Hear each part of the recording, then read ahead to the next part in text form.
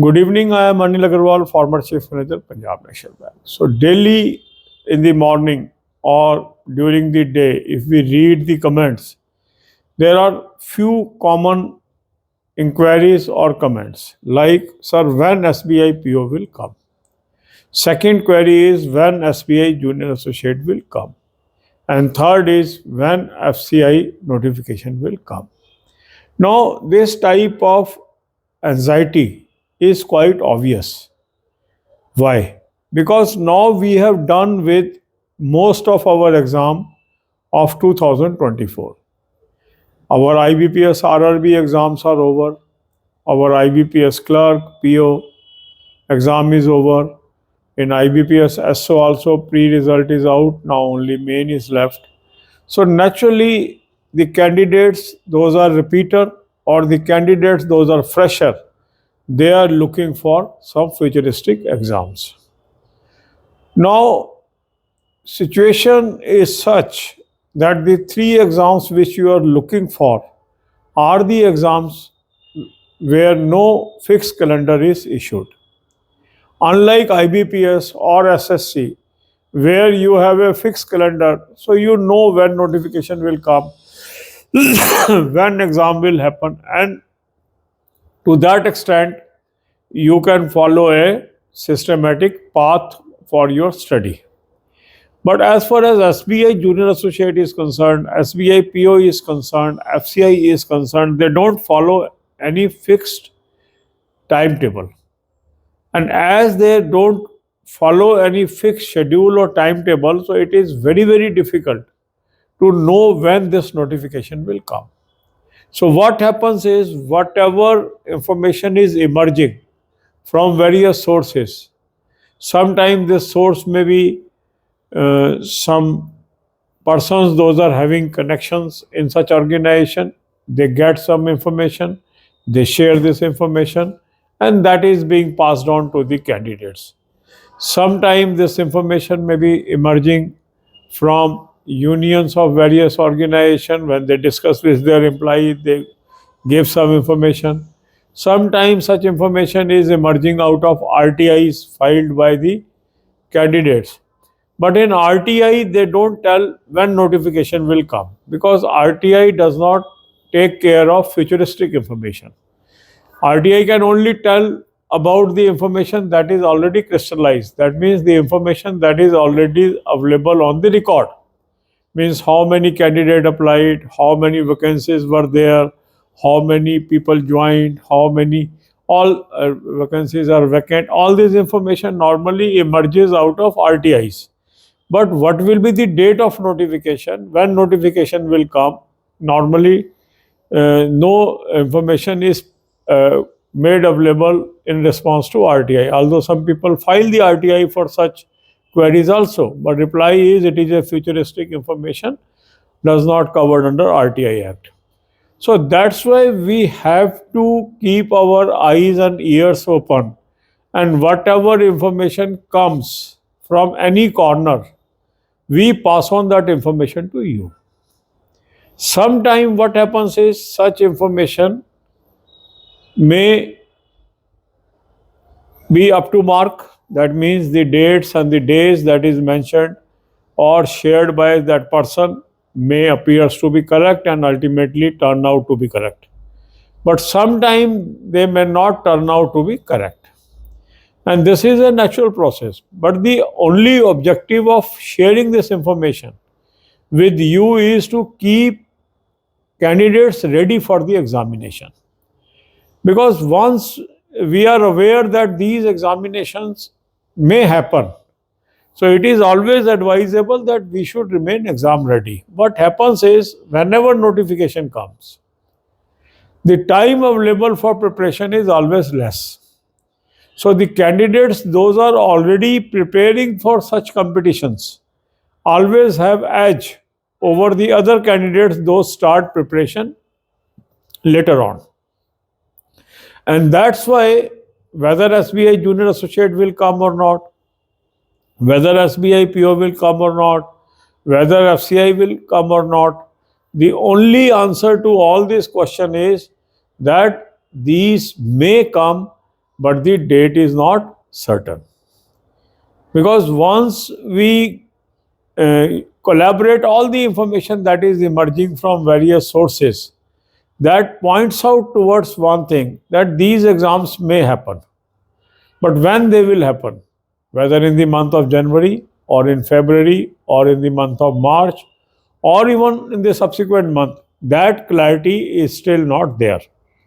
And that's why my advice to each one of you is that you should remain focused on your study for the examination which you are thinking of appearing for. If you are planning for SBI PO, keep your preparation intact. If you are planning for SBI Junior Associate, keep your preparation intact for SBI Junior Associate. If you are planning for FCI, you keep your preparation intact for FCI. But no definitive information is available as of date, because this is a common question, consistent question, and that's why I am clarifying. Second important thing that is asked by some people is what will be cutoff of A's. Now, cutoff of A's and qualification will only be known in the notification. So the people, those are sitting at a A's where their A's may, you can say, be over by the time notification comes. At this stage, we cannot make any comments on that, because sometimes the cutoff date may be first day of the year, sometime it may be 1st April, sometimes it may be 1st July, sometimes it is the first day of the month of notification. So there is no uniform pattern in this. So we have to wait for notification to know what will be the cutoff for A's or qualification. But the safer recourse is always we keep ready ourselves for the examination. I will be updating you time and again whatever information comes, and sometimes some people feel that why such information is being shared when no definitive date is there. The purpose is to keep you alive, to keep you energetic, to keep you focused on exam, because whenever sudden notification comes, some people might miss the bus because they have not prepared during the period when they should have started their preparation. That is the only objective. Some people may be making right comments or bad comments also on such videos. It is their choice. But the objective of this channel and my objective is always to guide you, give right advice at right time, and whatever information comes, I simply share with you, because I am no person to say that whatever information is emerging that is certain to happen, because you can't be certain in this world of uncertainty. But anyhow, whatever information is coming, if we don't share, it can also affect many candidates. Those are interested in listening that information, and that's why we share it. God bless you all. अब यही बातें हम हिंदी में करेंगे. रोज हम देखते हैं कि एक कमेंट लगभग काफ़ी लोगों का होता है कि सर SBI PO कब आएगा, SBI जूनियर एसोसिएट कब आएगा, FCI कब आएगा. और इस तरह की जिज्ञासा होना स्वाभाविक है. क्यों स्वाभाविक है कि पिछले कुछ महीनों से तो आप लगे हुए थे अपने एग्ज़ाम्स के अंदर. पहले RRB के एग्ज़ाम हुए, उसमें बिज़ी रहे. फिर IBPS PO, IBPS clerk exam हो गया. फिर IBPS SOB प्री का रिज़ल्ट आ गया, मेन होना है. तो मोर और लेस जो एक साल के एग्ज़ाम थे वो लगभग पिछले 6 महीने में आप उसमें बिज़ी रहे और आप समाप्त हो गए. कुछ में इंटरव्यू भी समाप्त हो गए, कुछ एग्ज़ाम्स का भी इंटरव्यू बाकी है, और इक्का दुक्का एग्ज़ाम अभी चल रहे हैं जो हो रहे हैं. अब काफ़ी लोगों की इच्छा होती है कि वो SBI जूनियर एसोसिएट अप्लाई करें, वो SBI PO अप्लाई करें, वो FCI अप्लाई करें, और इसलिए उनमें जिज्ञासा होती है ये जानने की ये नोटिफिकेशन कब आ रहा है. अब सच्चाई जो ये है कि ये जो तीनों एग्ज़ाम हैं वो ऐसे हैं जिसमें कोई पूर्व निर्धारित तिथि नहीं होती. जैसे IBPS का कैलेंडर होता है, वहाँ तिथियाँ पहले से होती है. SSC का कैलेंडर होता है, वहाँ तिथियाँ पहले से होती हैं. पर एसबीआई का एग्ज़ाम कब होगा, कब नोटिफिकेशन आएगा, ऐसी तिथि पहले से नहीं होती। ऐसे ही एफसीआई में भी नहीं होती। तो इसलिए हमें क्या करना पड़ता है कि जो भी इंफॉर्मेशन विभिन्न लोगों से मिल रही है, वो लोग ऐसे हो सकते हैं जिनको कि कुछ लोग जानते हो स्टेट बैंक के अंदर, या कई बार कहीं से उनको इन्फॉर्मेशन मिल जाती है, या कई एम्प्लॉइज़ होते हैं जो सुनते हैं वो बता देते हैं, तो हम उस इंफॉर्मेशन को आगे पास ऑन कर देते हैं आपको। मकसद केवल एक ही होता है कि आपको जगाए रखना, आपको हर समय पढ़ाई के लिए प्रेरित करते रहना। क्योंकि मान लो कोई इंफॉर्मेशन निकल के आ रही है और उसको हम बताते नहीं हैं आपको, और वो इंफॉर्मेशन के सटीक निकल जाती है और उसी दिन एग्ज़ाम हो जाता है, फिर आपके पास टाइम नहीं होगा ना उसको तैयार करने का। तो इसलिए कई बार कोई इंफॉर्मेशन ऐसी भी होती है, हमें पता लगती है, हम आपको बता देते हैं, और वो कई बार नहीं पूरी होती। ऐसा हो जाता है, क्योंकि अगर मान लो कोई आदमी 10 इंफॉर्मेशन लेके आया, उसकी 8 इंफॉर्मेशन सही निकल गई, एक आध कोई नहीं भी निकल पाई, क्या कारण है ये तो नहीं हमें पता होता। पर हम तो जो भी व्यक्ति इंफॉर्मेशन दे रहा है उसकी हिस्ट्री क्या है, उसकी हिस्ट्री ये है कि उसकी अधिकांश इंफॉर्मेशन सही निकलती है, तो हमें विश्वास उस पर करना ही होता है, और उसी विश्वास से ही हम उसको आगे आपके तक प्रेषित करते हैं। अब कोई एम्प्लॉई है और वहाँ यूनियन की मीटिंग हुई, यूनियन ने कुछ बोला और उसने वो इन्फॉर्मेशन हमारे साथ शेयर की, तो कोई कारण नहीं हमें होता कि हम उस पर विश्वास ना करें कि ये इन्फॉर्मेशन सही नहीं होगी, क्योंकि वो एम्प्लॉई है, सबसे पहले उसको ही पता लगेगा। और यूनियंस के पास जो इन्फॉर्मेशन है, जो उनकी बातचीत हुई होती है मैनेजमेंट की, उसके आधार पे बोलते हैं। कई बार वो आगे पीछे हो जाती है, कोई ये नहीं है कि कोई पत्थर की लकीर होती है कि अगर किसी मैनेजमेंट ने किसी यूनियन को कोई एक पर्टिकुलर मंथ बोल दिया कि इस महीने में हम करेंगे, जरूरी नहीं होता उस महीने में हो जाए, उसके आसपास हो जाता है। यूजुअली ये देखने में आया है, उसके आसपास हो जाता है या उसी महीने में हो जाता है, क्योंकि बैंकों में ये प्रथा है कि जो भी रिक्रूटमेंट्स होती हैं उसके अंदर वो यूनियंस को जरूर कॉन्फिडेंस में लेते हैं। अगर क्लरिकल वैकेंसीज हैं तो वर्कमैन यूनियन से बात करते हैं, और ऑफिसर वैकेंसीज हैं तो ऑफिसर एसोसिएशन से वो बात करते हैं। तो जो बैंकों की यूनियंस होती हैं उनके पास जो सूचना होती है उसमें काफ़ी तत्व होता है। उसको मतलब अगर वो अपने नोटिस में निकाल देती हैं या अपनी मीटिंग्स में बताती हैं, तो हम उनको हल्के में नहीं लेते। मतलब उसमें थोड़ा बहुत टाइम लैग तो हो सकता है कि कोई टाइम उन्होंने बताया, मान लो एक पर्टिकुलर मंथ बताया, वो महीना वो भी हो सकता है, उससे अगला महीना भी हो सकता है, मगर अधिकांश तौर पर वो इंफॉर्मेशन सही निकलती है। पिछले वर्ष जैसे स्टेट बैंक के यूनियन जो लीडर थे काफ़ी बड़े, उन्होंने ओपनली बता दिया था इस साल हमारी वैकेंसीज इतनी होंगी, और नोटिफिकेशन में उतनी ही आई। ठीक है, तो मतलब इसलिए कि हम किसी भी इंफॉर्मेशन को टोटली डिसबिलीव कर लें और किसी भी इंफॉर्मेशन को टोटली ब्लाइंडली बिलीव कर लें, ये इस वर्ल्ड में, अनसर्टनिटी के वर्ल्ड में संभव नहीं होता है। मगर कोई इंफॉर्मेशन आई है उसकी चर्चा ना करना, उसको ना बताना, वो भी कैंडिडेट के हित में नहीं होता है। कैंडिडेट को पता होना चाहिए कि चारों तरफ क्या खबरें चल रही हैं। उन खबरों से उसको फ़ायदा क्या होता है कि जो समझदार कैंडिडेट होता है वो अपनी पढ़ाई में जुट जाता है, वो अपनी पढ़ाई को शिथिल नहीं होने देता, वो और लगा रहता है, और उसका अल्टीमेटली उसको बेनिफिट मिलता है। कई बार क्या होता है, नोटिफिकेशन कोई भी नहीं आया तो हम निराश होकर बैठ जाते हैं।